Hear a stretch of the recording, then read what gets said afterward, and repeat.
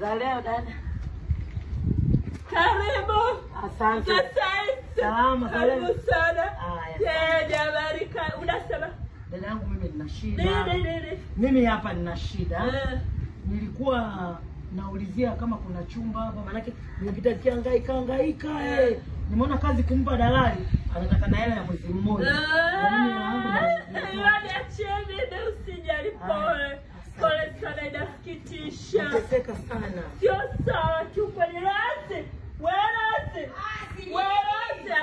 Ametika. Yaani mimi nateseka, nimezunguka unakuwa una matatizo.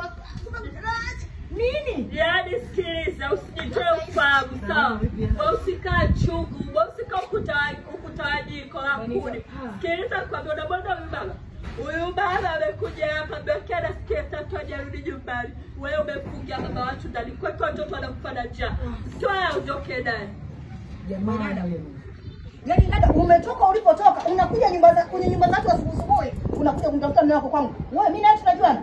Namjua mimi mume wako dada wewe. Wewe usimchape dada watu, dada chuchuke kwa mstaarabu bwana. Sasa wewe, mimi nimekuja hapa nimeuliza mambo ya mabwana au mambo ya waume. Mimi nimekuja hapa natafuta mimi chumba.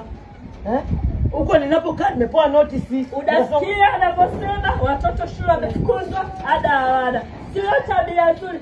Hadi wewe mwanamke atakukuta. Basi wewe unamsikiliza mtu, vizuri. Huyu kaja akatoka kumbe ningegombana kule na mdada wa watu. Kumbe hata sio lengo lake. Shoga yangu nisamee. Kumbe mngine utafuta chumba. Jamani. Yaani dada wewe mbona unataka kunigombanisha mimi? Wewe mwenyewe usio kama kaka kuona wewe. Huyu punguani ana matatizo yake. Huyu ana matatizo. Sawa. Kama matatizo haya jamani, tunashinda kumuelewa. Huyu anasemaje? Huyu anasema nini? Wewe unasema nini? Ni huyu anasemaje? Wewe unasemaje? Wewe usipigane, usimpige. Wewe wafa nini wewe? Huyu anakuja hapa nataka chuma na kunieleza mambo ya wanaume mimi. Sikilize, mimi si ndio nakaa naye. Huyu ndio mpangaji mwenzangu, si ndio jirani yangu. Namjua shida yake. Nilipokusikiliza nimekuelewa. Njoo. Chumba umepata. Sawa shoga yangu. Achana naye. Wewe unamsikiliza mtu vizuri. Unakuja kupigwa. Wewe ngombanishi wewe. Na mimi ndo ninaambia nitakunyosha. Mwangalie sura yake nyeusi kama niga leo na mama. Angalia chumba. Bora utoe huyo baba wa watu, sio tabia nzuri.